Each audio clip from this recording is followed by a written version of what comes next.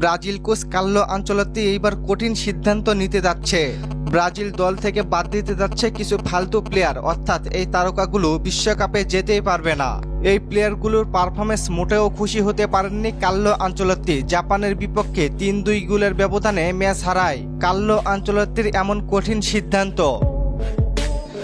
বাদের প্রথম তালিকায় আছেন ফাব্রিজিও ব্রুনো। তার বাজে ডিফেন্ডারের কারণে ব্রাজিল ২ গোলে এগিয়ে থাকার পরেও ৩-২ গোলের ব্যবধানে হেরে যায়। তাই আগামী কোনো প্রীতি ম্যাচ বা বিশ্বকাপের স্কোয়াডে তাকে হলুদ জার্সিতে আর দেখা যাচ্ছে না। তাদের তালিকায় আছে জুইলিংটো। মিডফিল্ডে জুইলিংটনও জাতীয় দলের হয়ে খেলতে পারবে না। হাফ টাইমের পরে তাকে মাঠে নামানো হলে সেও তেমন কাজের না।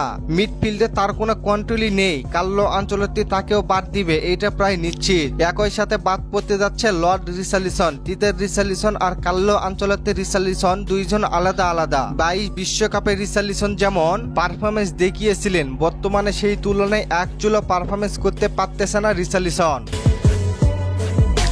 রিচার্লিসনের ব্যাকআপ হিসেবে আছেন জোয়াও পেদ্রো এবং ম্যাথিউস কুনহা। দলে এতগুলো স্ট্রাইকার কার্লো আনচেলত্তি কখনোই রাখবে না, তাই আশা করা যায় জোয়াও পেদ্রো ইনজুরি কাটিয়ে দলে ফিরলে রিচার্লিসন জায়গা হারাবে, এটা প্রায় নিশ্চিত। আর গত ভিডিওতে আমি বলেছিলাম ব্রাজিলের 2টি ম্যাচ খেলবে, সেইগুলো হলো মরক্কো এবং তিউনিসিয়া। পরে আবার পরিবর্তন করেছে গ্লোবো। নভেম্বর মাসে ব্রাজিল 2টি ম্যাচ খেলবে, সেই দুটি হলো তিউনিসিয়া এবং সেনেগাল।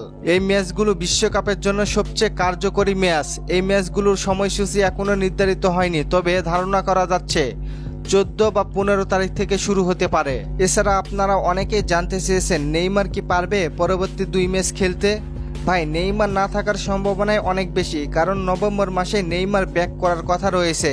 আর যদি কাকতালীয়ভাবে নেইমার দলে ডাক পান, তাহলে মিডফিল্ডে আরও বেশি শক্তিশালী হবে ক্যাসমিরো, ব্রুনো গুইমারেস এবং নেইমার জুনিয়র। তবে এটা নিশ্চিত পরবর্তী 2 ম্যাচের স্কোয়াডের জায়গা হারাবেন রিচার্লিসন, ফাব্রিজিও ব্রুনো, জুইলিংটন।